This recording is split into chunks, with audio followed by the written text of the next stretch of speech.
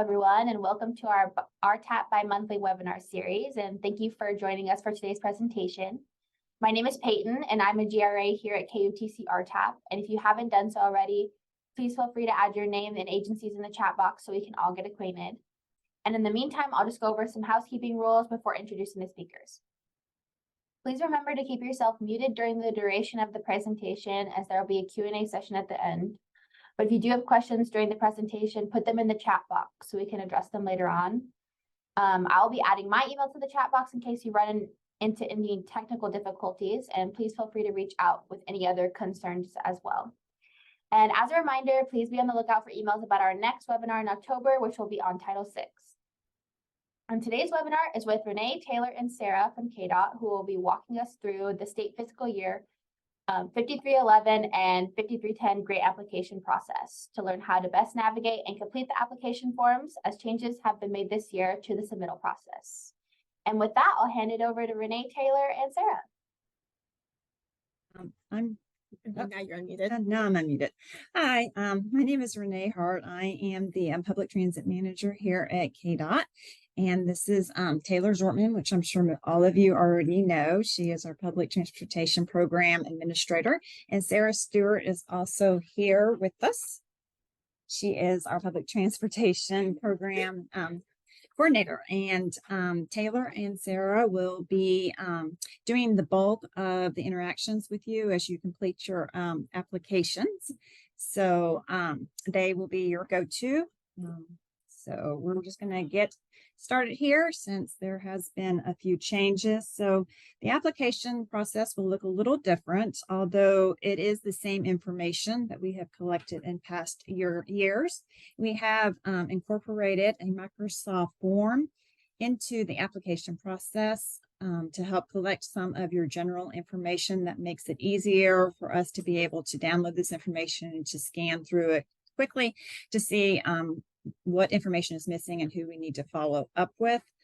Some of these changes have come from the agencies requesting some changes to the way that we collect the information. We were not able to do everything that was requested, but this is a move in that direction, and we will continue in future years to make this application process easier for applicants to complete. So how we are going to do this is Taylor's going to walk through the application process as if she were a new start agency, and we will go step by step through the application process.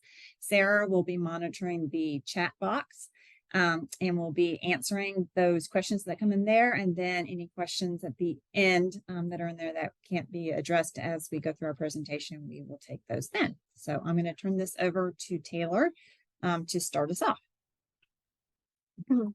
Hello, like Renee said, my name is Taylor Zortman. I am the Public Transportation Program Administrator.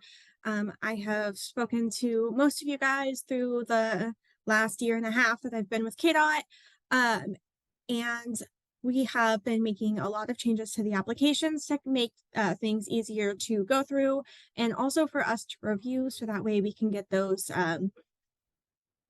answers back to you guys quicker. So with that, let me go ahead and share my screen. I don't know if I have the ability to share my screen. Here we go. Just let me know if you guys see that. Okay, thank you. So first thing, for all of those new starts out there, KDOT uses a system called BlackCAT. This is where all of our grant information is taken in. This is where you apply, and if you are approved for our programs, this is where you will be reporting. So I know a lot of our agencies are familiar with BlackCAT. So the first thing you're going to do is go ahead and get logged in here.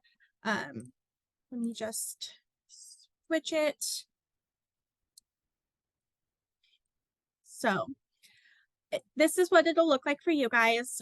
This is our test site, so this has not been updated in several years, but it should be updated on the live site for you guys now. So the first thing that we're going to have you do, again, we're going to go through this application as if we are a new start, as if we have not ever been in the program before and we don't know anything about this.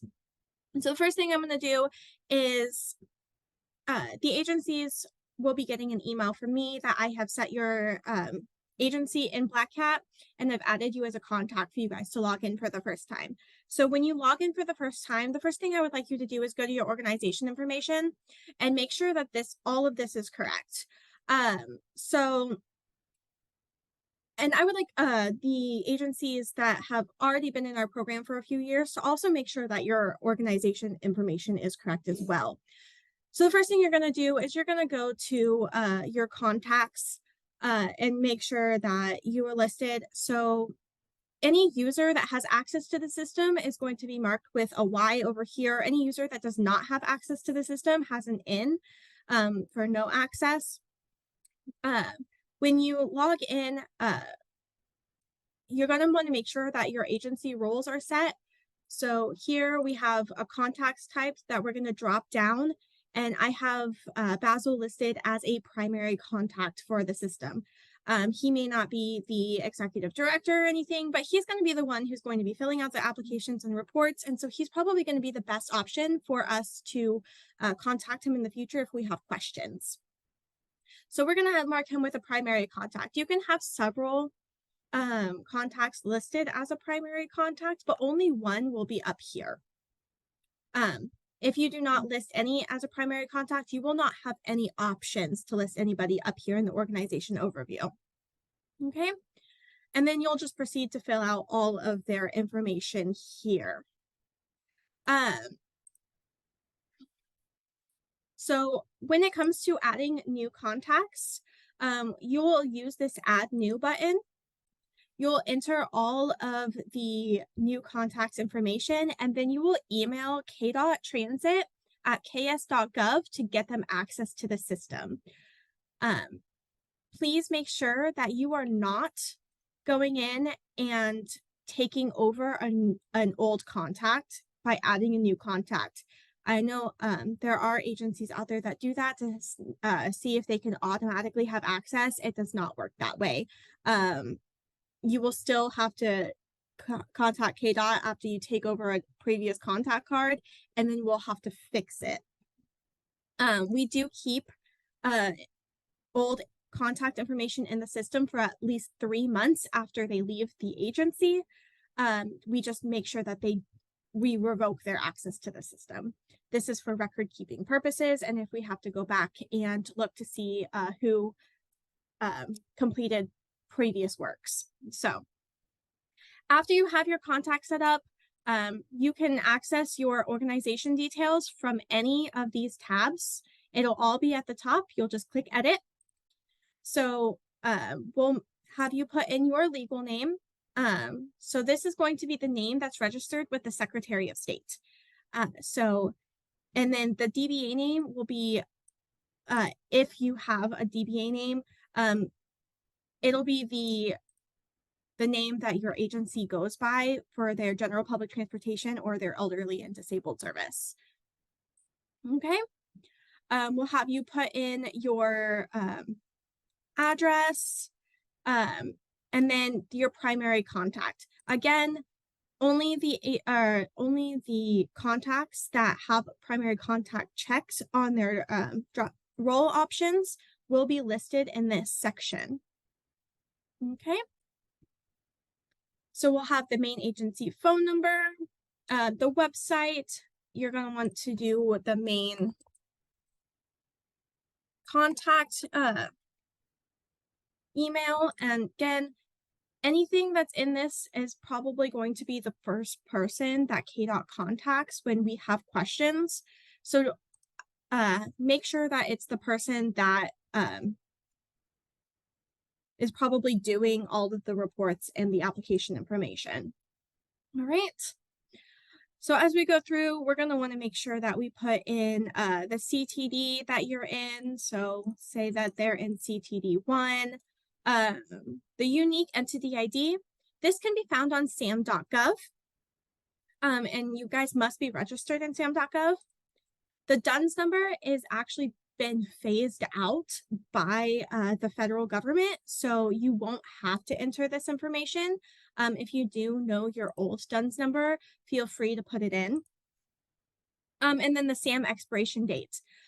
We need to make sure that all SAM.gov accounts are updated because if they are not registered in SAM and active, then we cannot pay out with federal dollars. Okay. Then of course your federal tax ID and what state fiscal year your agency runs. The state of Kansas runs on a July to June fiscal year, but of course your agency might be a bit different. All right. So as we move down here, we have the legislative districts, the congressional districts. If you don't know your congressional districts, you can always ask us, but we're probably going to Google it. So if you want to go ahead and Google it yourself, that'd be great. And then your system characteristics. If you are a new start and you're unsure about these at this time, feel free to leave them blank for the moment, and then we can go over those with you if you're approved for our program. All right. And then last but not least, if you can just give us your service hours and your fare information, that would be great. All right. And then you'll click save, and then it'll pop up here. Again, this is the first thing that we look at when we need to contact somebody. So anything that's in this information is who we are going to be contacting right away. And from that, we will start our applications. So I'm going to let Renee go over your projects with you.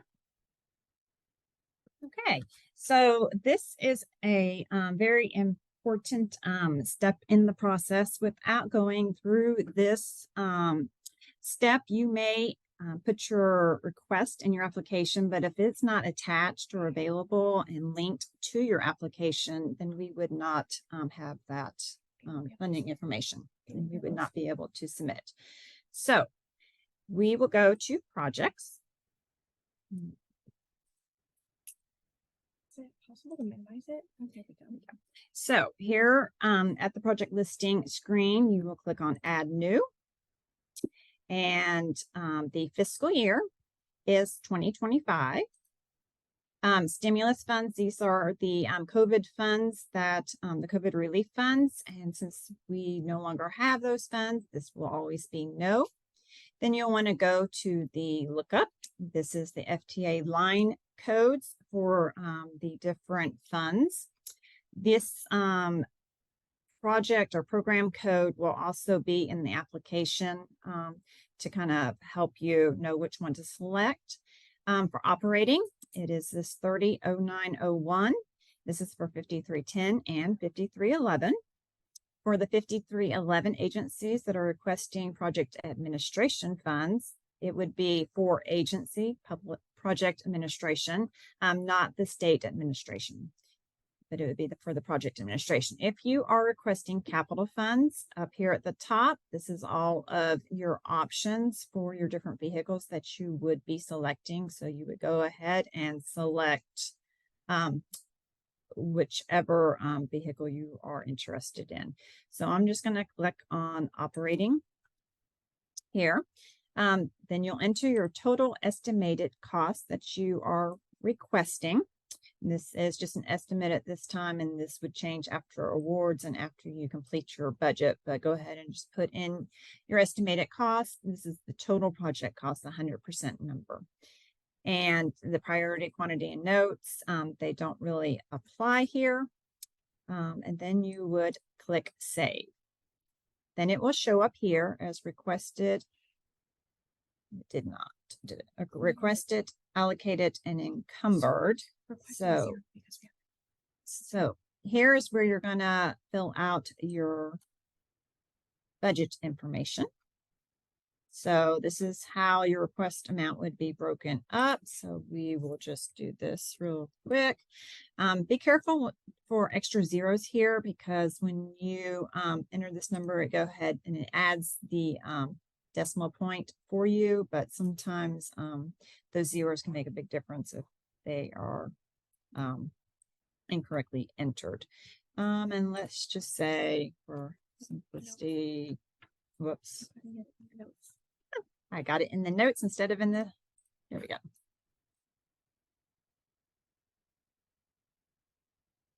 Okay, so down here, it would show, it looks like I need to put some more money in here.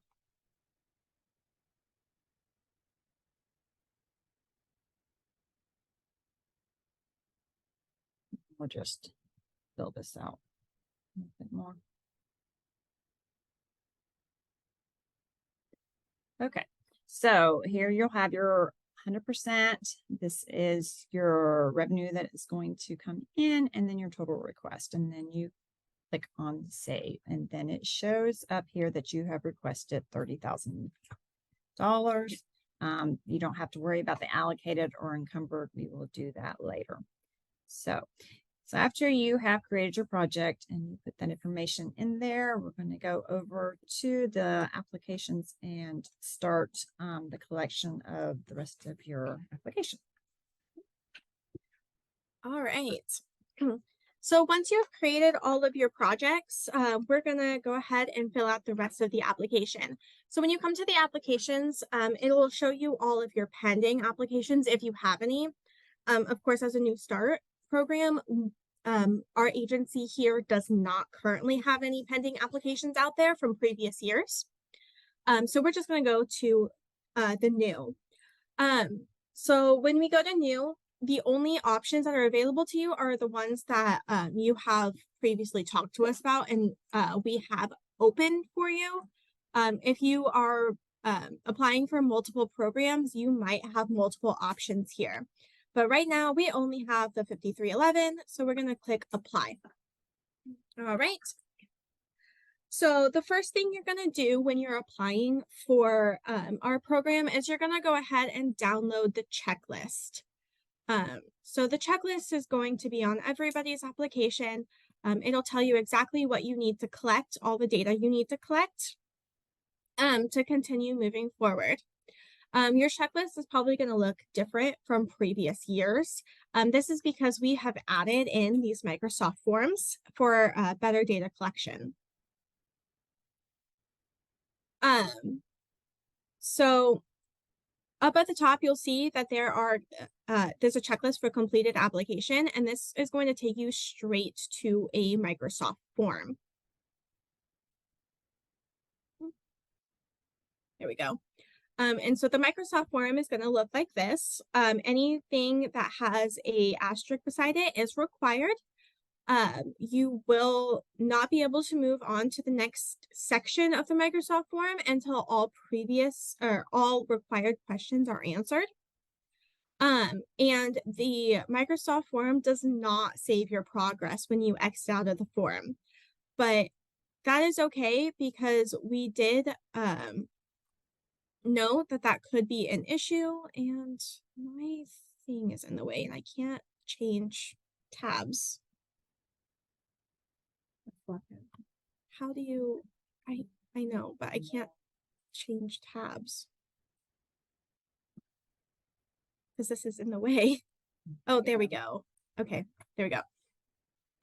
So we did know that it might be an issue, so we have created a sample document. So this sample document is going to have all of the same questions as this Microsoft form for you to be able to gather and collect all of your answers before going on to the form. But this sample document will not be accepted in lieu of the online form. The purpose of the online form is for us to be able to export and sort through the hundreds of applications we receive in a timely and organized fashion. This is going to speed up our review process so you guys can get your award letters a little more quickly in the future. Okay. So this will be the Microsoft form. There are a few long answers, there are short answers, there are check boxes. It's just a little bit of a different setup, but they're all the same.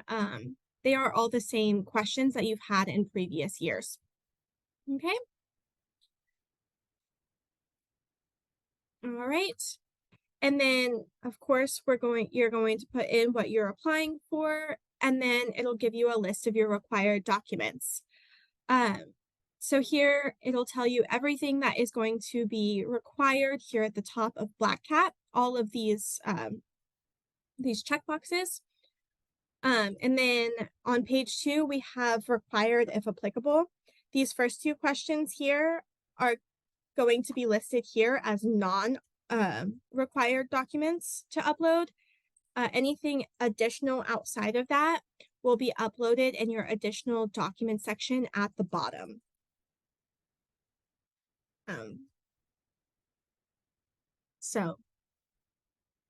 After you have gone in and you've completed the checklist, you'll go ahead and you'll click Attach Upload.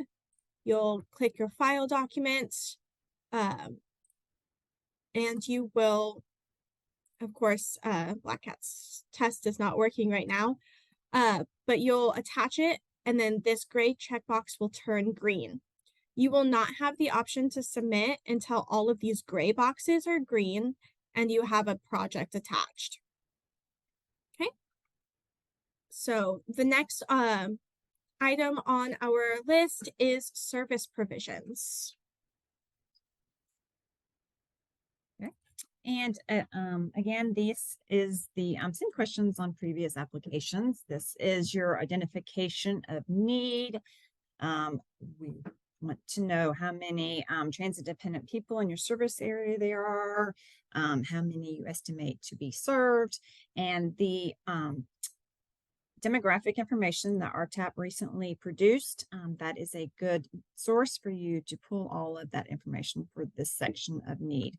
And then information on your trip purposes, what types of trips you plan to provide, and how many trips you estimate that you will make. Then you will also want to describe here how your proposed service and those schedules meet the needs of those identified riders above. This is narrative section. Then we will want to know about your services. What is your proposed service? So include routes in your schedules. You can attach those under the documents, the active documents section at the bottom of the BlackCAT screen for the applications. And then you, this right here, we have embedded another form, and this is to collect the county served information. Previously, this was just on a table.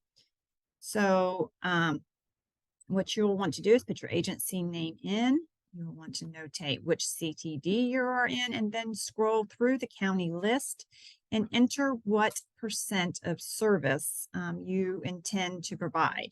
So in this case, this agency is going to provide 80% of their service in Allen County, 5% in Atchison County, and 15% in Barton County. So then once you have scrolled down to the very bottom of all the counties, they should equal 100%. So after that, you have completed that, then you will submit. Oh, 2 questions. Let's see, 1 and 2. Apologies for going too quickly through this. Okay, so agency name, I'm just gonna put test, CTD2.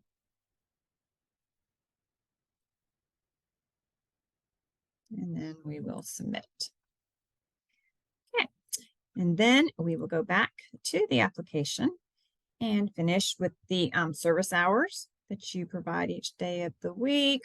This section is on your trip generators. Where are you proposing to have for destinations or pickup points for your riders? This would be, universities, hospitals, major medical centers.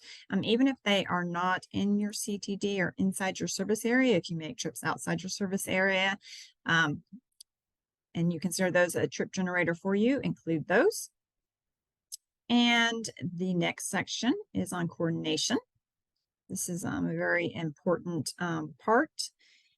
We want to know all of the providers in your service area, other providers in your area, who they serve, information on them.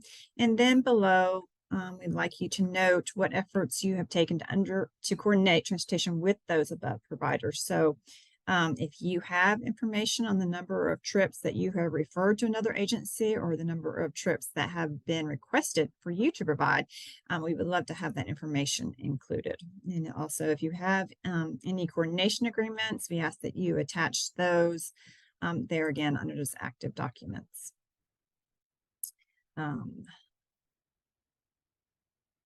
Moving through here, this last section. This last section here.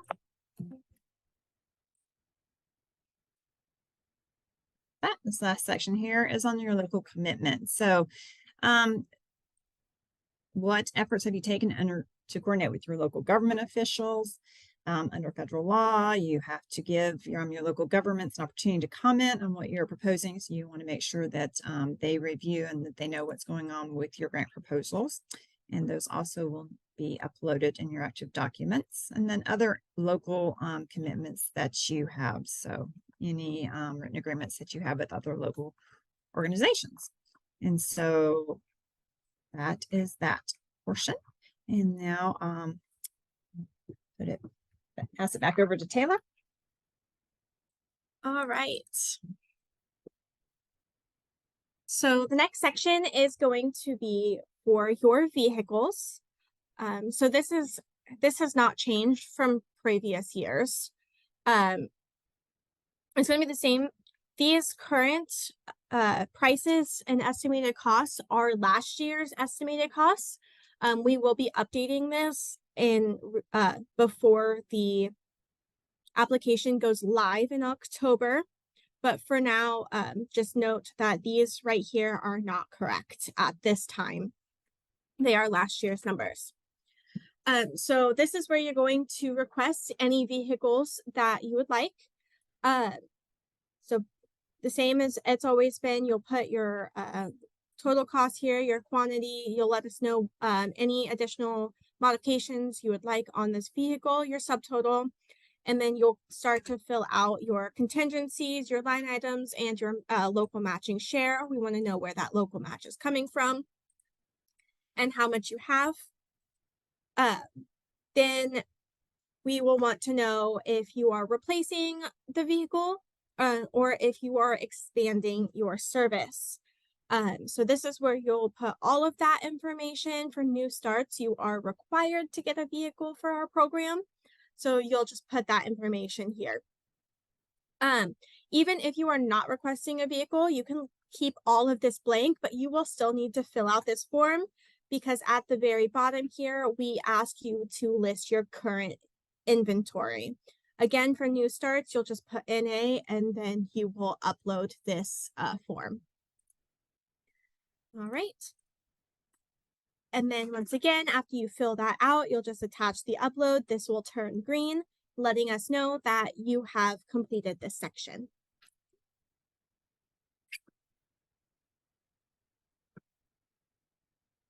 Okay, so now we're going to move on to the certs and assurances. These are required for all of our agencies, even if you are not requesting any funding this year, but you have a KDOT vehicle, we still require these annually. So you will need to make sure that these all have signatures in them. Now, if the person signing is not your agency CEO, your president, or your director, we will need to have a letter authorizing that official to sign as an authorized signatory. And that is available on the front in BlackCAT on the application. We would like you to make sure that you have the name and position printed and that it is signed and dated. There are at least one of these sorts of certifications that does not apply to the 5310 agencies, and that is the Transit Asset Management certification. That is only for your 5311 agencies. The rest of these all require signatures. So this is the transit asset management. This is only for 5311 vehicles, agencies. And once those are all signed, then save them as one PDF and upload them under the certs and assurances section. Okay.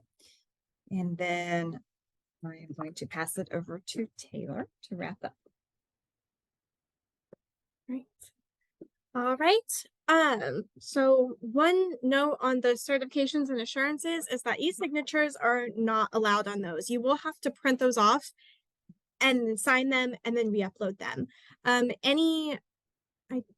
not sure if you went over this, but if you are not a director or you did? Okay. So I'll go over that letter of authority form in the a little more in the future. The next is the other equipment inventory.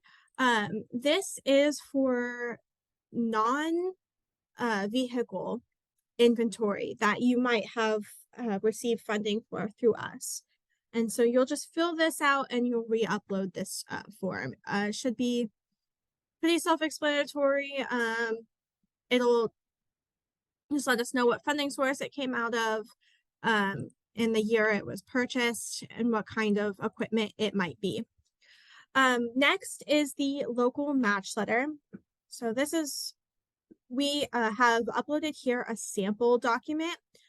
Feel free to use the sample or create your own, but the main items that we need from this is we need your the amount that you're committing to local match, what source that funding is coming from, and when that funding is available. So again, this grant is running from July 2024 to June 2025. And so we need to make sure that those funds are available during that time frame.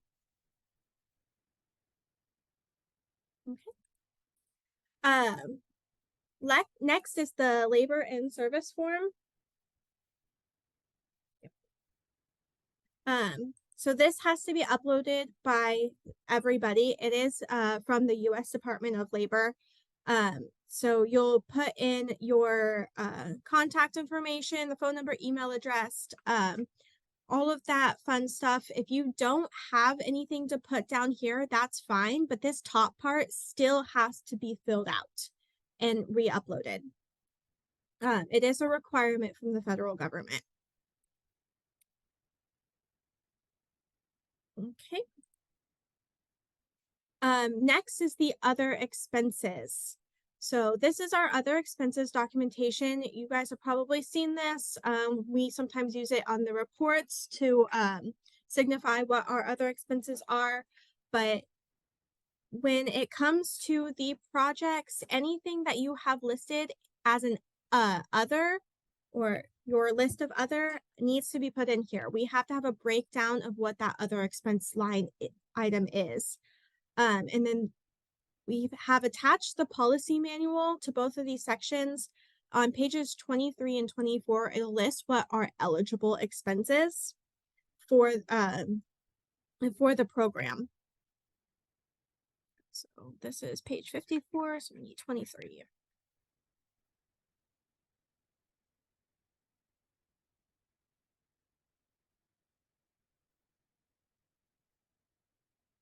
Okay, so there's obviously a list of items that are eligible for that other line for both admin and for operating. So we need this filled out, and then this number should match what you have listed on the other line of your requested budget. All right, and then you'll go ahead and upload that. Here we have the auditor's report.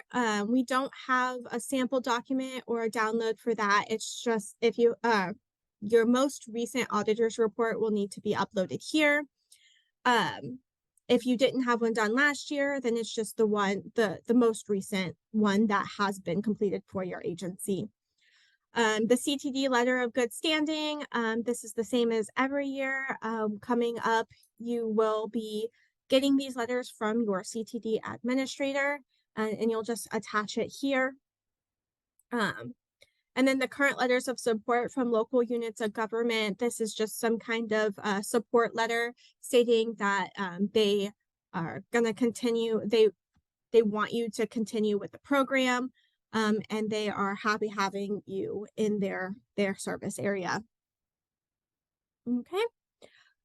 Publish public notices.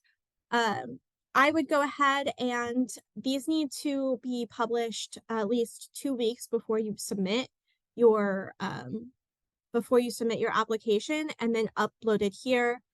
We have listed here some samples that you can submit to the newspaper for your public notice. You just enter your agency information, depending on if you're getting operating and capital, your DBE notice. So we have several sample documents here. You can copy and paste straight from there and just upload and just fill in your information if you would like. But these do have to be in the newspaper prior to you submitting your application, and then we need a copy attached here once that has been done. List of RTAP training for all drivers. So you'll download this document, and it'll just name off your drivers, the date of their training, their hours, and if their certificate is on file, along with the trainer's name.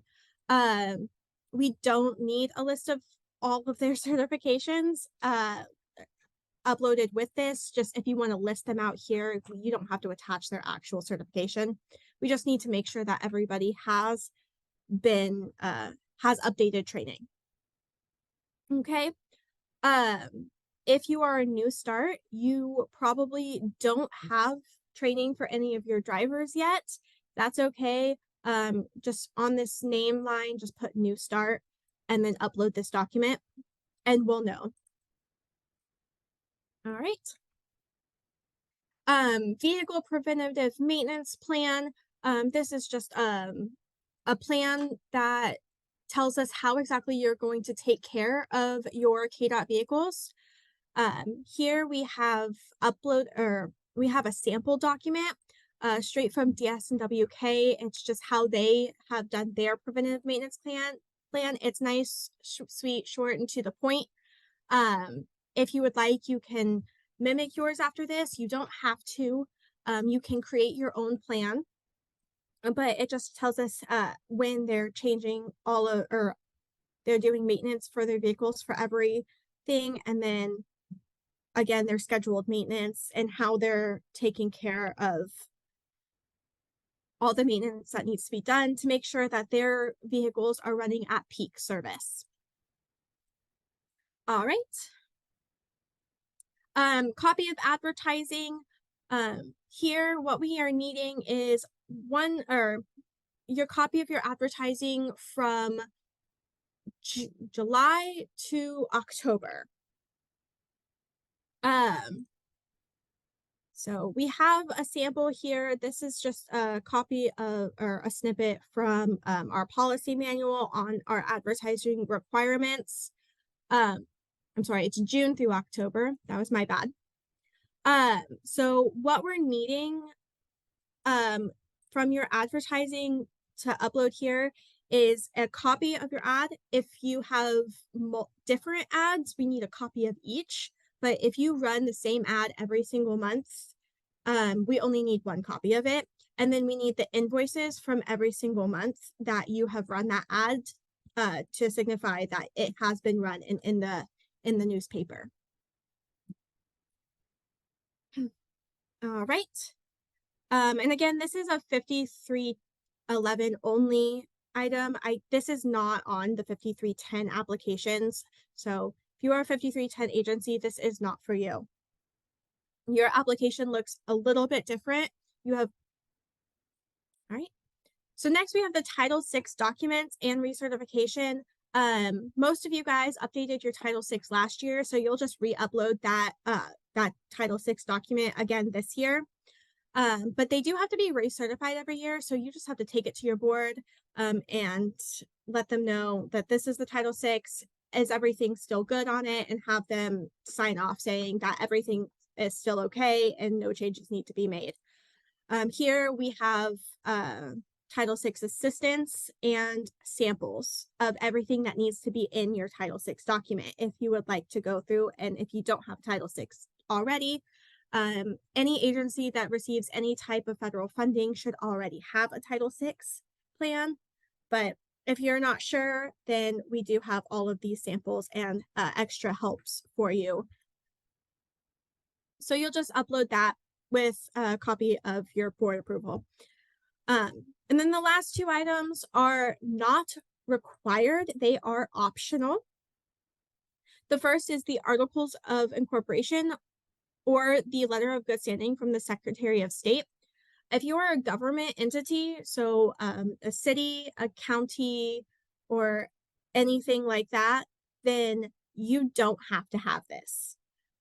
This is only for those corporations or those agencies that are not government agencies. In that case, you will need to upload a letter of good standing from your Secretary of State or Articles of Incorporation, one or the other. You don't have to upload both. And then the last one is the letter of authority for authorized signers. This goes back to the certifications and assurances. If you remember, it has to be signed by a director or a CEO or a mayor or someone with the authority to sign off on these. But if you are not one of those and you're still authorized to sign, we just need a letter from one of those entities saying that they are allowing you to sign on their behalf. So I have uploaded here for you a sample. So you can download this and use this as your sample if you would like, or you can create your own. All I have to have is that the name of the CEO or director, their official title, and they are authorizing you to sign on their behalf for the agency name. And then, of course, their signature. So again, you can create your own, or you can use my sample document. It's there for you if you would like it. All right. And with that, I'm going to turn it back over to Renee, and she's going to go over how to attach a project.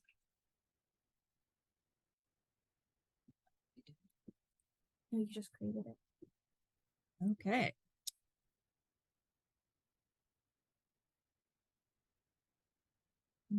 There it is.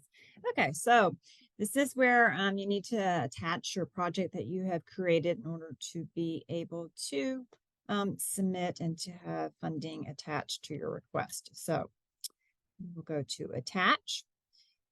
You will select all of the funding that you're requesting. And if you had entered this earlier when we created this request, you would also see those here. So you would check all of them. And then you just simply select attach project.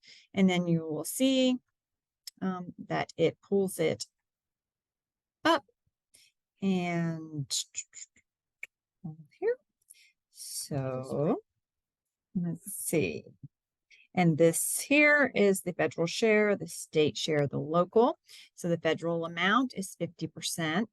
The state amount is 20%, and the local amount is 30%. So there is a 50% match required on the federal amount. The state covers 20%, and the local covers 30%. So after that is done, then your report is pretty much done, except for if you have other documents that you want to, here too, if you want to attach other documents.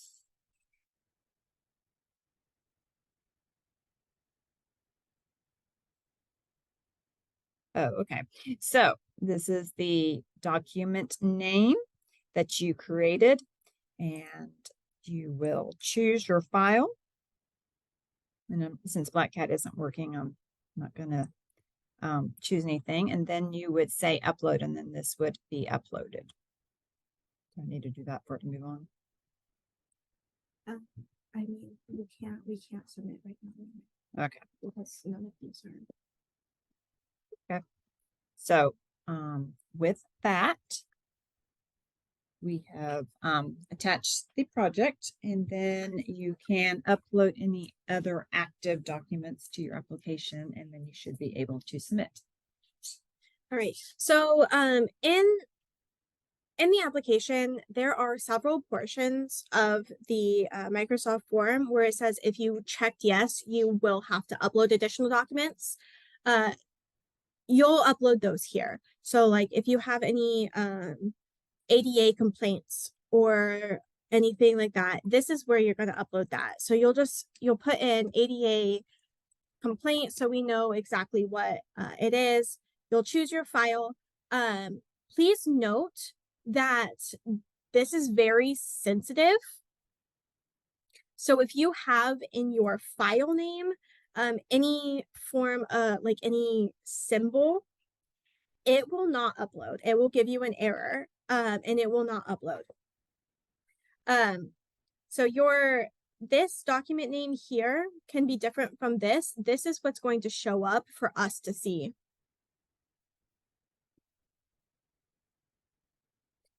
And then you'll upload. Once you upload, and it will let us upload, it's going to show up here at the bottom. And then any additional documents you put in will show up in a table format here.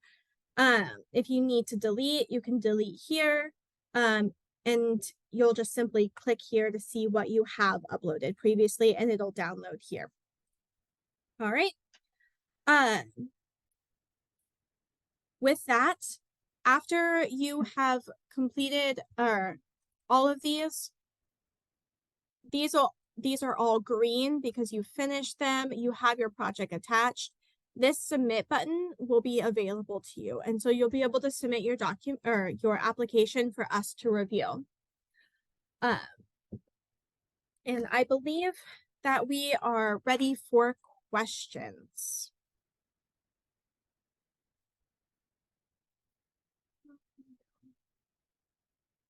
Here's my Zoom.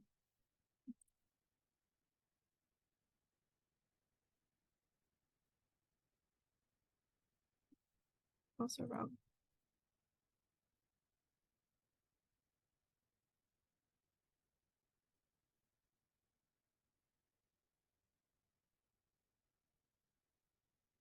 I don't know how to stop sharing.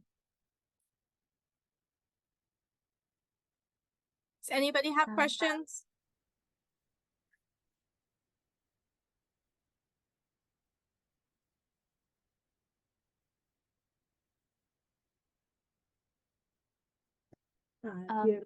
There are a couple of questions in the chat too. Okay. Yeah. Two just popped up. One was about the legal announcement posted in papers as required. Do you have a sample of that legal notice that you prefer? Okay. So the question was, do we have a sample of the legal notices? And yes, that is uploaded in the application. We've embedded it in the application itself. Am I still sharing my screen, Sarah? No. I'm not. Okay. Let me reshare my screen. Okay. So I should be sharing my screen again, hopefully. So here where it says publish public notices, there's this download option. These are the samples. So this is what you can submit to the newspaper for your legal notice. That has to be running for 2 weeks before you can submit your grant application. And then all you'll do is you'll take the copy from the newspaper and you'll upload that here. So you'll save it to your computer and then attach a copy of your newspaper ad. Right. Yeah, so D311 is only, not D310, right? 5310 does have to upload a few of the published notices. So here, this is for 5311's operating. This is for operating and capital. 5310s have to notify if they are submitting for capital. Different question. 5310s are still not required to have a drug testing program? Correct. Or the question was, if you didn't hear it, 5310s are not required to have a drug testing program. And that is correct. 5311s are the only program that has to be registered with Compliance 1 and have a random test pool as well as a drug test for pre-employment. Erin has a question. If we already have operations in a different transportation district, will we just be using the same BlackCAT login, or will we need to set up a separate login? Okay, so the question is, if you have applications in different districts, will you have to have a separate login? And the answer to that is no. If you are part of multiple agencies, when you log in, it'll give you an option up here to select your agency. And then you'll have to do an application for each agency, but you can use the same login for all of them. As well as when you're filling out these applications, like this one's for 5311, you're gonna have to fill out 2 separate applications for each program you're a part of. So let's say my agency here is a part of both the 5311 and the 5310 grant program. I will have to fill out an application for each program. And I should not be putting any information about my 5310 program on my 5311 or vice versa. Okay. Can you talk about recertification of the Title VI again? We have one, but what is the proof of recertification? Okay, so the question was, how do you recertify the Title VI? And that's simply by taking it to your board, and then you can upload the minutes saying that they are okay with the Title VI as it is. We don't have to have any signatures on it or anything. We just have to have some kind of notice from the board saying that they are okay with the Title VI as it is. And then what is the mileage requirements for replacement this year? So the mileage requirements for replacing a vehicle, so our useful life is either 5 years or 100,000 miles with a bigger contingency on mileage over the age of the vehicle. Last year, because of the amount of vehicles requested, we did increase that to 115,000. We're going to continue with the 100,000 mile limit until we see how many requests we get. If it becomes an issue of funding, because we have so many requests coming in, we might have to up it again this year and replace the older vehicles first.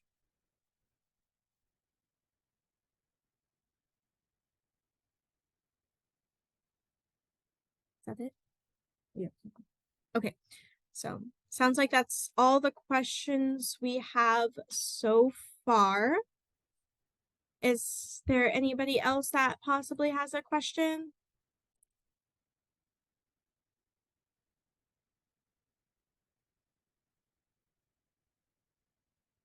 Our 2017 Transit is smaller than the 20 Transit. Any chance the smaller will come back? I'm sorry, what? Their 2017 Transit is smaller than the 2020, I'm assuming. Any chance the smaller one will come back? So if we don't have any control over that, that is going to be in the vehicle specs and what is available when the manufacturers bid in what they have available.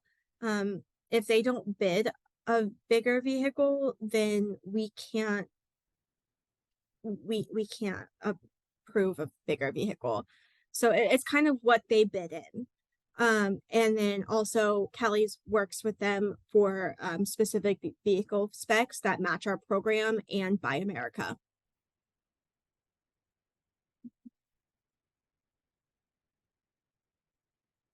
Sorry, there's some that can answer, some people are answering, which is awesome.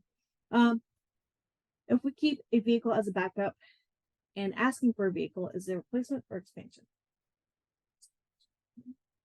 So if you're keeping a vehicle as a backup, then it is still technically, it's in the program but out of the program. So we're gonna call it a replacement, because that vehicle isn't going to be a regular part of your service. That is a vehicle that's only going to be available if another vehicle is down. So it is a replacement vehicle. The other ones were answered.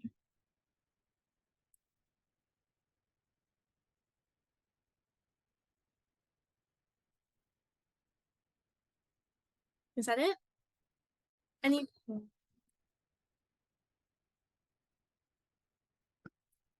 If there's no more questions, I'll go ahead and just a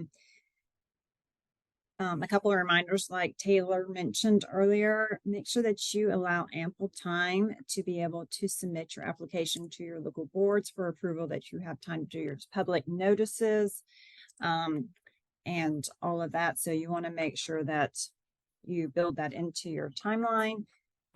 Also, we touched on the vehicles and how the mileage requirements that we use a TAM score for that, which takes into consideration the mileage and the year. We will probably be prioritizing replacements over expansion. So if you are requesting an expansion vehicle, please be very detailed in how you plan to use that vehicle and really justify why that vehicle is needed. Also, just because if you are awarded a vehicle, an expansion vehicle, it should not be assumed that you will receive operating funds for that vehicle to operate that vehicle. So just be aware of that our operating funds are not guaranteed with any expansion vehicle. And with that, also, if you will be asking for an increase in what you expended last year of more than 10%, in that active documents, we would ask that you would provide detailed justification on why those funds are needed and how they will be used. So I don't know if any other questions came in the meantime, but all right. So it looks like we had another question in chat. Is it okay to publish the public notices October 1st? Yes, it is. We just have to have those out to at least 2 weeks before you submit your application. So if you're not planning on submitting until the middle or the end of November, then you can definitely publish October 1st or even a little later if you need to. It has to be published before you submit. The submittal date for the applications is the same as it has been in years prior. It is the Thursday before Thanksgiving this year. That means it'll be on November 16th, and it should be submitted before 3 p.m. Before 3 p.m. So. And on that note, yeah, don't wait until the last minute, because if there's technical issues or, if you run into login issues, waiting, we don't want your application to be rejected because BlackCAT won't accept any late applications. So just keep that in mind. Right. And we do plan to be available to answer questions up until that time. As well as that, just remember that there's other additional resources available for you this year. Please make use of that Slack chat. We do have an entire channel on there for application questions. everybody's filling out these same applications. We all have tips and tricks. So if you want to share a good trick that you use, or if you have questions, I'm sure other agencies in here will be happy to assist you in your questions. And then if you want to assist others, please feel free to do so.